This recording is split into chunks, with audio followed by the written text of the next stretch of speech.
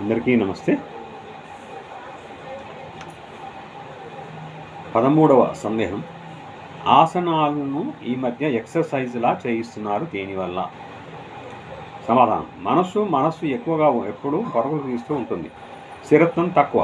ఆసనం అంటే ఒక భంగిమలో స్థిరముగా కూర్చోవడం, కదలకుండా అలానే కొంతసేపు ఉండాలి. ఈ రోజులలో మనుషులకు చాలామందికి ఏ కదలికలు లేకుండా అలా ఉండాలంటే చాలా కష్టం. ఇలాంటి వారు ఆసనాలు వేయాలంటే మనస్సు అలా కదలకుండా కూర్చోనివ్వరు. దానితో అలాంటి వారి కొరకు కొంతమంది ఆసనాలను ఏదో కదలికలు పెట్టి చేస్తుండడం అలవాటు చేస్తున్నారు. ఆసనం చేసి అందులో 1 2 3 అంటూ వెనక్కి ముందుకి ఏదో ఒక కదలికలు వచ్చేలా చేస్తున్నారు. కదలికలు అంటే అది ఎక్సర్సైజ్ అవుతుంది, కానీ ఆసనం కాదు.